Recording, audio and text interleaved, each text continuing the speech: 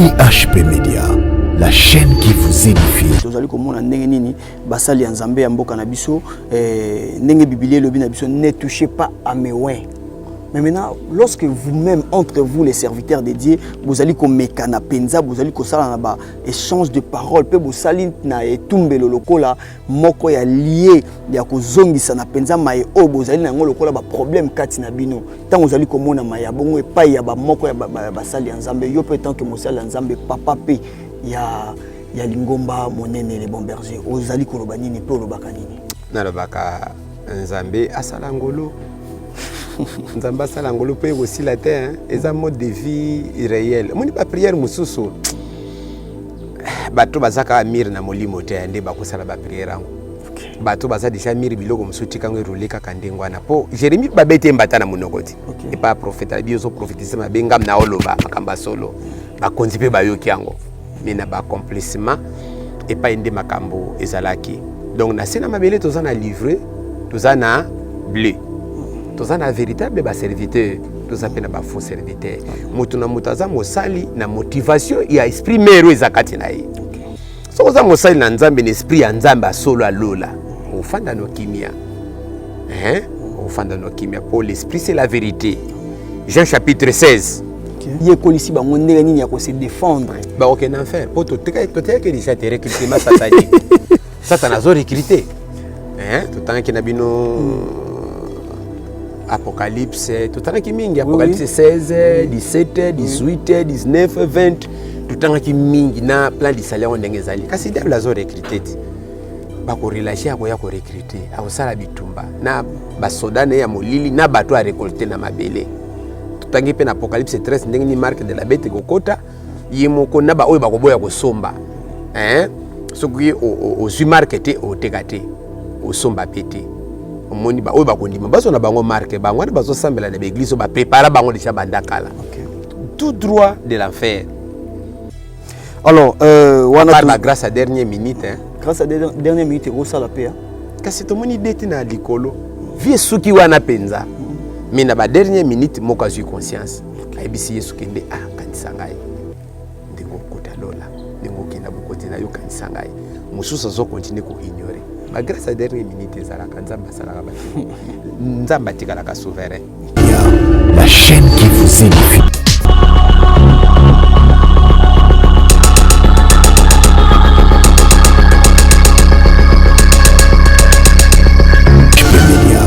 La chaîne qui vous. Merci beaucoup et bienvenue dans votre nouvelle édition de l'émission Plateau des Adorateurs, présentée par moi, votre humble serviteur Nathan Mwamba, comme il m'a appelé, la conscience des mieux faire. En tout cas, que Dieu vous bénisse de partout où vous avez eu cette grâce de nous suivre à cet instant glorieux, à cet net moment. Merci pour nos commentaires, merci pour le sambo nabino, merci pour nos critiques nabino, yangonde ezosala makasi nabiso lelo awa na katia chaîne EHP Media. Encore une fois, nous, c'est la grande chaîne EHP Media et l'émission, c'est le plateau des adorateurs. Et comme je le disais tantôt, merci beaucoup. Alors, sur ce plateau, Tomesana Koyambela Bino, Penza Basali Nzambe, Tomesana Koyambela Bino, bas serviteur de Dieu authentique, Bango Wana Bayaka Pambate, Ndenge Tomesana Kolobaete, un messager sans le message, c'est un faux messager. Bayaka toujours un message de la part du Seigneur. Biso Tosanganara Karapon Kolo. Tout ça, la kamoko ya marei, oye comme maman la Bible, ya nenge Bible, le biso aller partout dans le monde et faites de tout le monde mes disciples. Voilà, yo ozupe occasion ya kolanda biso na tango yeba ete to komi pe na kati ndako na yo, toujours de la part du Christ. Merci. Bongo ezali na makasi ya équipe technique ya la grande chaîne EHP Media, ezali bongo na bokasité ya mwana mobali oyo alembaka te l'infatigable. Tobakisela mingi infatigable Charlie Kanga Image Pro, réellement c'est un pro. Et aussi à Dédé Miongo Aigle de Kawele, et merci beaucoup à toi et merci et force bon rétablissement à toi Bruce Bill m'a dit garçon sympa. On est impatient de ton retour. Merci beaucoup. Et sur ce plateau, je suis avec l'homme de Dieu, le prophète Sami Lukao, à qui j'ai dit Shalom papa. Shalom papa. Boni papa. Nangolo malamu, boni binope. Nzamba zo batela lo sambo na bino nzamba otika bisote. Amen amen amen amen.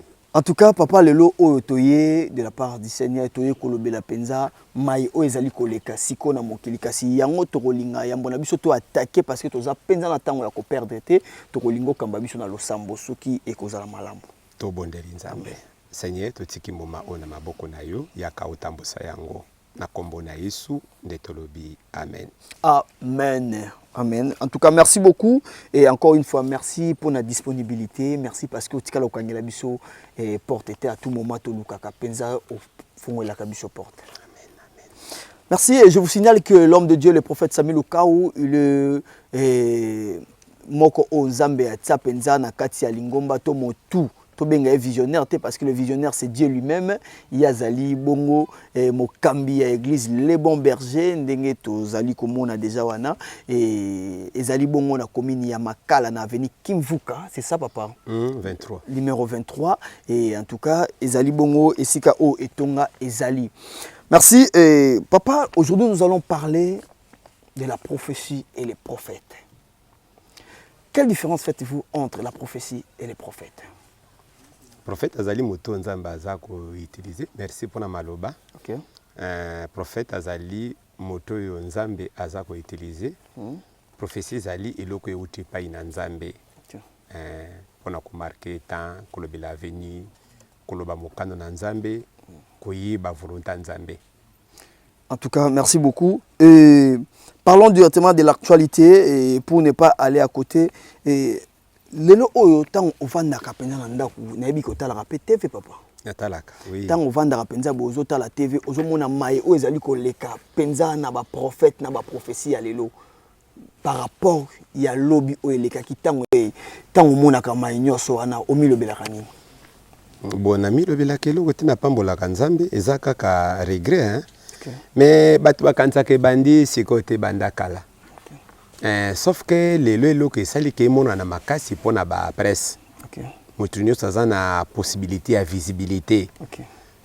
Wana ba papa na biso na bangwana ka bazaki na possibilité à visibilité. Batwana batbana ke ngosala makambo na nkuku beglise na saki mingi na nkuku. Mais siko mutako bimisaka moi église akusaka moi eloko mbala moko télévision moni izo mona na mbala moko nde to moni lokola eza makasi phénomène wana lelo. Okay. En tout cas, est-ce que Orozarana est single? Étant que papa n'a qu'aucune retraite, n'a pas qu'aucune génération, Orozali comme on a par rapport à la réalité à l'élo? Oui, yangwana musala. Yangwana pina musala to sambela po ba reste bazalaka toujours. OK. Ata mokili bebi ndenge nini nzamba tikaka ba reste na ye po ya ko remarquer mokili yango ebeba eza ko s'empirer hein. OK. Mikolo na mikolo zo matakaka mais beba kala déjà. OK. Dole nazo mata na mabondeli na tikaka bana na nzambe nyoso surtout bana nanga. O naza ko encadrer na bondela ka pe pona bango ndengi yiso bondela ki pona petelo pa ibisele ko sala makasi bondela pe pona baninga. OK. Voilà. Alors papa, lelo oyo tozali na bato belé kati na nkolo tozali na basali nzambe ya lolenge nyoso. Nous avons des appelés de Dieu, nous avons des parachités dans l'évangile, otobengi bango ba gagne-pain na kati évangile, lelo tozali na ba courageux na kati évangile, lelo tozali na ba envoyé du diable na kati évangile. Alors na maenyoso wana sort ezali nini epa ya bana nzambe penza oyo bazali na baitonga oyo papa azali kokamba bango azali gagne-pain na kati évangile to benge parachité. Sort eza la malédiction. Sort eza la malédiction. Eloko nyusu tuzuza na fausseté nzamba futaka mabe. Sort eza vraiment la malédiction. D'une manière tantôt d'une autre. Même au côté na kosambela ndenge na lobaki mwana ndoki nyonso abondela kanzambe atoso yamba Yesu lokola mokonzi pe mobiki si ekokite na bavi na biso. Wane ko permettre biso to kota lola soko so yambi Yesu masia lokola mokonzi pe mobiki si okomi richité obalite obotite ozi musala to si classité eza identité moko spirituelle. Mais siko fu bande obondela makasi mingi papa abino alia 15 personnes. Maman na tikala na bana te libota nesila balela babeta makofi na mabele baloka yopo yambiye so masia lokola mo concept mbobiki si okanti malédiction eko contrôler te kanga yo te prise de conscience ko sala kamalamu ko telemila kango ko boya kango ndengwana epa ya bato bazana basali na nzambe oyo bazolia misolo bazo kosa bato bazo sala ba mefe oyo nzambe bazo sepela nango te soki bayambiye so masia lokola mo concept mbobiki si ba bondela kape pona ba erreur passée pona biloko iko kanga bango mais eza chance à vite eza pena mabe koleka d'abord ata eza ofandi pona mabele monsieur eza posali mabe oza heureux lola kamte ko kangamela yo soko singili yango pardon te donc yangwana eza pena malamu te. Vous avez parlé de la malédiction, vous avez parlé de l'échange, vous avez parlé de tout ça. Alors, malédiction, et vous n'allez pas y basala nzambe. Bongo bana nzambe oba ye tonga na makanisi ya kosambe la pona bokonza likolo. Kasi bazali ko kamama na pasteur o azali ndoki azali na misala mabe. Kasi bango bazali ko sambe la nzambe na mitema mobimba. Ça wana eko dépendre. Soki nzambe révéla yo déjà, azola kisayo, ozala maudit yope. Malédiction eko kangayo. Bosuki nzamba révéla yo tozano innocent, oza maudite e okangote malédiction wana. Ezaka malédiction ayemoko po yuzo sambela nzamba bomoyi. Oza maudite. Nde tokota na kata babisi tokoti na biso kiltis. Ufuti transport et mimi uti na destination kiti na yote. Yo futi no kaka transport ngana mateka bisa pamba. Oza problème na biso wana te. Mais les mal ya kaka ke biso kiltis ko koma likamba mikolwane efuta moi ba prix à payer nango pas accident okutamina kati wana donc yangwana kaka batu wana bakozala beni pendate soki nazana nga na conscience tranquille na sambela kanzamba bomoi na kozala nanga beni ezaka ja ba sorcete à l'église bogangi Jésus yepagangi Jésus fait yepagangi fait mais ozo aiti po yazoganga ona lo lemone kaka ça na ona motima na été donc malédiction bazwa quand besoin la te papa et quand tu rappelles pas moto pa mpamba te fils à la penza nzambe amona kende oui moto faza la modi ndesibio à part wana oza modi te po conscience nezo salate ozo sambela no nzamba bomoi mutundi mtazo trike lulengi na mabe ya kosala et mwana nzambe oyo akufi na se ya makambo moko bongo to bengi malédiction et pas ya mosala nzambe oyo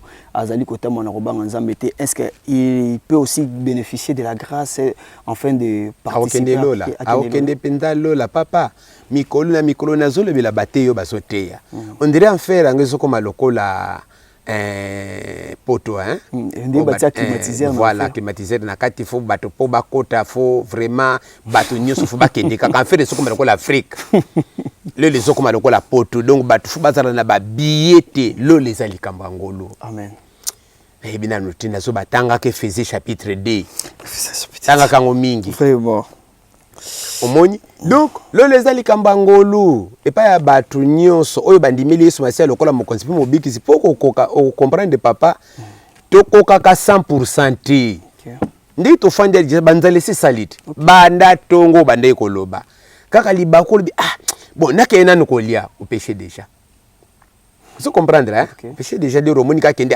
bato pe balembisi omoni to sisi na binoti to lobi bato nyonso bafukama to sambeli libango 2 minutes après, bato babando zonga prière individuelle. Okobeta pe libako au péché déjà. Wanezaka na soka musala nzambe limbisanga yobi tanto sur place kaka sentir yo moko molimo mo santa interpeller limbisanga. Na sa ilisu ici leleki. Donc lo les ali kambangolo bato bazo sambela na église mabe nzamba kitoko.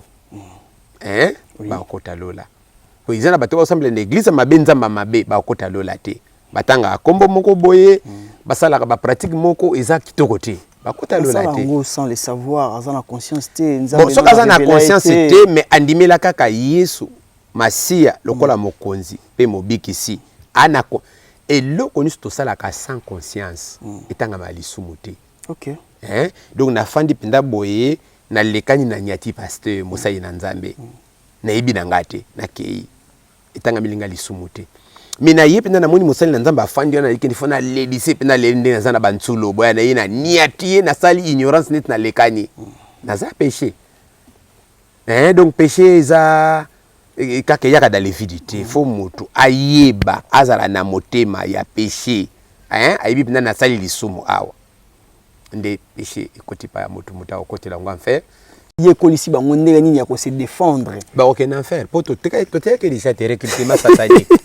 satana zo recruter tout temps ki na bino Apocalypse tout temps ki mingi Apocalypse 16 17 18 19 20 tout temps ki mingi na plan di salaire ndenge ezali kasi diable azo recruter ba ko relâcher akoya ko recruter akosala bitumba na basoda na ya molili na bato a récolter na mabele tutangi pe na Apocalypse 13 ndenge ni marque de la bête kokota yimoko na ba oyo bakoboya kosomba soki ozwi marque te otekate osomba pete omoni ba oyo bakondima baso na bango marque bango na bazo sambela na l'église ba prépara bango déjà bandakala tout droit de l'enfer. Alors par la grâce à dernière minute grâce à dernière minute rosala pe kasi to moni deti na likolo vie suki wana penza mais na ba dernière minute moko azui conscience ayebisi yesu kende kanisa ngai ndengo kota lola ndengo kenda bokonzi na yo kanisa ngai mususu azo continue ko ignorer ba grâce à dernière minute ezalaka nzamba salaka batungo nzamba tikalaka souverain. Alors mosala nzambe oyo ministère na ye ezalaka battu na fausseté ndenge na ote koloba ministère na ezala battu na fausseté ya banana lukuta pe azalaka appelé te azalaka courageux aya mosala nzambe na courage na ye pe sima na yango aye ko bongola motema aye ko zwa conscience déjà bazo benge déjà dadi est-ce que muto bongo esengeli na ye ko continuer tant que serviteur de Dieu to esengeli na azonga na ban tant que mondi mesika e bazonga na bante waneza ba papa baza ba dictateur nde balinga ko zonga sabato na ba papa moni musalo eza musala osakana nango te tosala kango ndenge ozokola ndenge naza lelo ndenge nakozala na 2030 te na babase nyonso serviteur ya na kati ya musala eza na kati ya musala na connaissance na ye oyo ezali inachevé oyo efekende na perfection eza na kati bosikoyo bato batalaka biso na bato bayokaka biso nde bakomprenaka eloko wana te bakansaka soki babenga mosali la nzambe po ale aza déjà tonda mbala moko te ezalaka nango te soki moto abandeki kosalela mabe azwi prise de conscience abando sala siko makamba malonga aotikala mosali na nzambe azonga nsima neti ndenge nini elanga nzambe eza monene basali baza moke akontinue koservir nzambe mais akontinue sikoyo na ngambo wana ya malamu soki ainitiaki bato na ndenga mabe bato wana ayebi bango abanda mpe korécupere bango mpona kolakisa bango nzela ya solo po makala moto ezala likolo motu na ete so bakende na bango mosika abondelaka mpona bango ekozala malamu mingi. Donc yenda zaki maître spirituel aparena mingi na mabe lelo oyi abongoli motema est-ce que akozala na courage pe makasi ya ko repêcher ba misusu wana baya na nzela nzambe? Oui, courage ezalaka. Bongo so ba misusu ainsi ba fonsa ki koleka ye. Courage ezalaka nzamba sala bangongolo. Nzamba sala bangongolo bakozonga. Ezaka likamba ko foncer te ezaka likamba grâce. Amen. Papa, la grâce est trompeuse. C'est quoi grâce est trompeuse, mais la foi n'est pas trompeuse. Amen. La foi en Jésus-Christ, c'est véritable foi. Na kocha motema na ngolu na biki yangote. Na kolia na poko nzamba osala kaka nzamba salite. Na poko pena nzala. Nde tomoni la grâce, la grâce est trompeuse, simbité. Mais foi en Christ, l'air sina ndimeli Yesu. Lokola mokonzi pe mobiki ici na chango na misala, eza trompeuse te. La grâce est trompeuse, mais la foi n'est pas trompeuse. Merci beaucoup, papa. Nous avons constaté que dans notre pays, précisément, pour ne pas parler du monde, et parlons de la RDC précisément, parlons de la du ville province de la Kinshasa, et qu'il y a solo, et tout, il y a des priants, et ça, comme Matamakasi, Basambeli, tout le temps Nangomba, tout le temps le Sambo, mais on dirait. Même batouan bazokende osambela bango peka mbazo sala mabe makasi ndenge balobi j'ai cherché le monde, je l'ai trouvé dans l'église, j'ai cherché l'église, je l'ai trouvé dans le monde. Un mot par rapport à ça et analyse par rapport à vous en étant un homme de Dieu. Et ça mokili ya bandakala bato bazo sambela me bazo mila na mabe et pour Satan aza ko exister pe aza ko influencer toujours mitema bato wana eza lié na influence satanique eza pe mibale bato bazo multiplier mabe po bamisu baza ba sorcier monaki histoire ya livrer na les blés balobi livrer za matiti moko eza na bato baza na difficulté ko différencier on a véritable blé balona ki onka na butu les bato balalaki les basutuki na tongo esekoli déjà donc ezali bana na nzambe oyoyo makambo ezoleka na monde réel oyo ezosala ke biso baumbu na nzambe tozala même na difficulté ya ko discerner les vrais et les faux. Kutali pinda muto moni mo Kristo solo mais quelque part ane chrétien bien te azokende pe ko sambela makambo ebele pour pona ko tanto pona ko cacher identité na ye oyo eza cacher wana pona ko cacher lolengi na mabako zalela omoni misusu azosambela uniquement kaka po attirer mutu moko pene na ye ba accepter que ndaza mosambeli bo misu bazo sambela kaka pona ko sambela kaka mais misu pinda bazo kende ko sambela pona ko kimisa molimo na bango bakota lola ndo moni multiplication ya mabe na mabele surtout zo dépendre pe na momo to salit mo ini tellement na apocalypse 12 tellement yebi kende azana tangwa moke ako multiplier ba sona ina mabele et surtout ko manipuler mitema bato. Vraiment, alors, lelo oyo tozali komona ndenge nini basali ya nzambe et vraiment na ndenge actualité tozali komona ndenge nini basali ya nzambe ya mboka na biso ndenge bibilié lobi na biso ne touchez pas à mes oins. Mais maintenant, lorsque vous-même, entre vous, les serviteurs de Dieu, vous allez comme mekana penza, vous allez comme ça dans échange de paroles, puis vous allez na etumbe le lokola, moko ya lié, ya ko zongi sana penza mai o vous allez na lokola ba problème kati na bino. Tant vous allez comme on a maya bongo et pas ya ba moko ya ba sali nzambe, yo peut tant que mo sali nzambe papa pe ya lingomba monene les bons bergers. Vous allez ko banini pe lo bakanini. Na lo baka nzambe asala ngolo.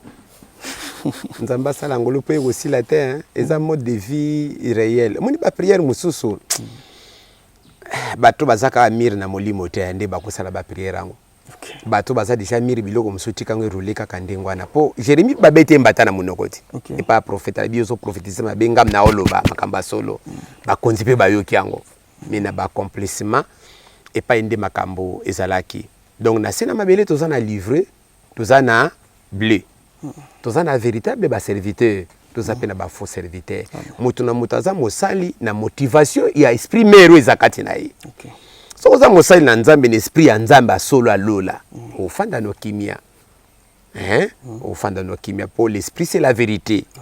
Jean chapitre 16 Jean 16 Babi cependant je vous le dis la vérité il vous est avantageux que je m'en aille. Car si je ne m'en aille pas, le consolateur ne viendra pas vers vous. Mais si je m'en aille, si je m'en vais, je vous l'enverrai. Et quand il sera venu, il vous convaincra.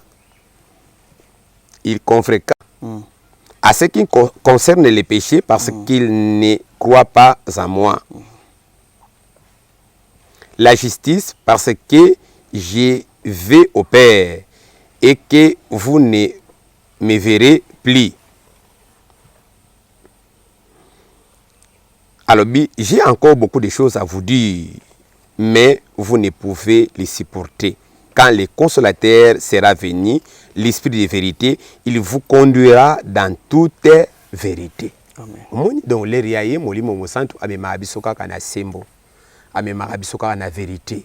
Bokoma yonanga to ubunda. Ce qui toza pena na molimo wana mosanto. Oui, en tant que bana na nzambe toko sala bereux. Ikosa na mwa ba malentendu. Mais pas ya bana nzambe solo ba yebaka bango ndenge basukisila makambo na bango. L'esprit du pardon fait régner na bomo ya bato. Ce qui yo limbisité ngai pe na kolimbisa yote. Donc c'est ça. Bon, à part wana to comprendre que nde mukilizo tambola na lolenge nango. Na moma oyo toko mona ba biloko wana trop po batu bazo ila pe ba intérêt nde yango na ler nga na zana ngote na moni muninga zana ngo pona zwango ya malamu funa sala ni na disqualified na bimi na miso batu na fingi na lobi mabe na imoko boya batu balandi ebele donc pa inange koki wana likambote koki na mabele ozwi mbongo ya internet ndenge ko bimela ozwa ozwi succès ya oyo zo loka melolo okota te Vraiment. La Bible nous dit, si on ne parlait pas ainsi, il n'y aura pas d'aurore. Sauf que le Bible a été polé et Koyate, là, nous sommes déjà vers la fin. C'est presque notre dernière question. Papa, est-ce que les Oyo, selon ma camonnaie, ils allaient kokendele? Tonga nyo soto be église nyo soto zali komona le to benga yango pe corps du Christ. Est-ce que aujourd'hui, si le Christ revenait, l'épouse est prêt à recevoir l'époux? Oui, pourquoi pas. Jésus est là, la grâce est là. L'amour du Seigneur est là. 24 heures sur 24 heures. Alobina biso na Matthieu 28, nazana bino kino na suka mokili. Bible lobi ki a fidèle à maloba ne soka lobi akokisaka ngo. Azana biso aotika biso kan. Aotika biso mokolo moko te. Église est toujours corps du Christ. Ezali. Na baba vir nyonso ezo sala. Oui, corps du Christ est inébranlable. Inébranlable. Inébranlable. Corps du Christ n'a pas que nous sommes sans un accord du Christ. C'est Dieu qui juge. C'est Jésus-Christ qui juge. Qui juge. Nana azali na kati, nana nazana kati. Pas nous. Corps du Christ ezali kamba miso nzambe wana. Ndenge nyonso tozana kati mabela c'est théâtre. Hein? Vérité nzambe kam tazo jishango. Tosangani l'église nyonso tozana séminaire. Tous en la convention 15 églises. Bon, tous en na combat Yesu pende ya solo. Comme ceux qui m'ont casani ma bébé mbali baza mabe. Ba ko affecter biso ne côté. Ba affecter biso ne côté. Donc Jésus est là, to sembeli Yesu to sisi na Yesu na biso, to ke na Yesu na biso. Corps de Christ est sali, inébranlable. Pour nous prendre soin ya corps de Christ on a Jésus. Jésus-Christ lui-même n'intercession na ye, albeni na fa no mbala papa pona ko intercéder ka pona ni. Bon accord du Christ. Okay. Donc 24 sur 24, le samba Jésus Zali. Un mot près de tous les serviteurs qui nous suivent de partout au monde. Et vous en êtes moko ya batatape nakati ya évangile na biso conseil moko par rapport ya mayo ezali koleka na basali ya nzambe ezala ya basolo na ezala oya lokuta. Message nini okopesa bango bazali kolanda yo? Na okopesa bango message batika nzambe asala bango bazala na sima nzambe. Okay. Po awa na Jean 16 totangiti balobi molimo mosantu akozwaka oya zozwe pa ya papa yango banopesi pa na biso. Okay. Biso yango tokopesa ke pa ya lingomba. Okay. Donc transmission ezala normal ezala pi. Okay. Yango na ka tokosalela. Les nzamba salela kangana ba dimension moko boye yango na kana kosalela. Okay. Et ba dimension na biso ezalaka les mêmes été chaque jour même ata ba émission mona ka to salaka. Ba lebele tanto bo sala émission moko eza ngo brillante. Okay. Tika ngo bongo nzamba lingeli kila bongo ko forcer ne lokote. Okay. Et pas to forsaka ndi pas to salaka baraju to batsaka biloko. Donc mutu na mutati kala naturel ndenge nzamba bengela ye. Okay. Et asala aka ke loko nzamba pesi comme inspiration musala na nzambe wetambola malamu. En tout cas, bongo ba na nzambe message nyo kopesa bango ba e o bazali penza ko kambama e pa ya basala nzambe o e si ba comprendre que bazali bomona makiuna bazali penza malamu te e sango na bango e panzani partout soki moi lilobeko iko zanga te loke pa ya malamu ko sambela o sambela ka malamu kangama na nzambe lola eza vrai. Okay. Toko kota lola eza vrai eza message au fantsa na motema na yo. Okay. Sala malamu, sala malamu, sala malamu. Et loko moko iko kabola biso na bolingo na nzambe ezate. Okay. L'air tondimile lokola mokonzi pe mobikisi to longola biloko nyoso ya kala to sala nini to bwakisa. To lata ondima na biso lokola bilamba sika. Tutalela kaka Yesu na bapasi na minioko toko vivre le bonheur o nzamba lingi bana na eba viva. Nzamba pesaka a restauraka asaka nyonso oyo bato bazango posa. Okay. En tout cas, merci beaucoup. Ce qui commence bien finit bien. Et je pense qu'il était là sur ce plateau. Et il s'agissait bel et bien de notre papa. Lui, je lui appelle comme ça, l'homme à multidimensionnel, le prophète Sami Lukao. En tout cas, il était là avec nous et on a essayé de parler avec lui. Tina prophète na prophétie to meke osimba maye ezali koleka to yoki ndengenini sagesse spirituelle et outi ko tambola penza awa na kati ya plateau des adorateurs. Tu es bien na plateau des adorateurs ne biblié le binabiso l'air est venu où les vrais adorateurs adorent le Père en esprit et en vérité. Nous sommes là rien que pour dire la vérité. Que Dieu vous bénisse. Et il était là sur ce plateau. Voilà, nous sommes déjà vers la fin de cette émission. Nzambalola apambola bino. Nzambalola apambola bino ba yebo mesani kolanda biso. Nzambalola apambola bino ba yebo mesani ko sambela pona biso. Et nzambalola apambola bino pe ba yebo mesani penza ko benga biso. Et bo mesani ko yebisa biso. En tout cas, to lingaka mosala nzambe bo ndenge moko na mama. Blessing job depuis l'Angleterre. Alobi penza. En tout cas, parmi ba serviteurs. Pour tobimi na kati ya polémique en tout cas na lingara papa Sami Luka ou papa wana mama blessing job nzamba pambola apambole lisusu vraiment et les pamboli nyo c'est pas ezali pona ba oyo ba acceptaka basali na nzambe ezala par na ye amen en tout cas li pamboli ngwana ekomi nzamba lola pambola bino et papa nous voici déjà vers la fin de cette émission. Qu'est-ce que les amoureux de Jésus-Christ peuvent retenir de votre passage Bible, sur la grande chaîne? La base na biso Bible iloko mususu te Bible banda tongo tipo kwa Bible quelle que soit pratique oyo moni la Bible guide biso prophétie ezala mesurer na Bible to komi na bile kwa suka satana akosanza milimo misatu ekozala lokola magorodo bako kitana mabeli pona ko séduire bato momango yango na ba miracle na makambe bele miracle za mabete mais ezala ya bien tika nzamba pambola biso to kangama na Yesu wana yenda zali mukonzi oya kobikisa biso pona bombo ina biso alibela. Merci beaucoup. Tokangamana Yesu, car il y a un ciel à gagner et un enfer à éviter. Quand on dit que Jésus revient bientôt, les bientôt de bientôt. Réellement, Jésus revient bientôt.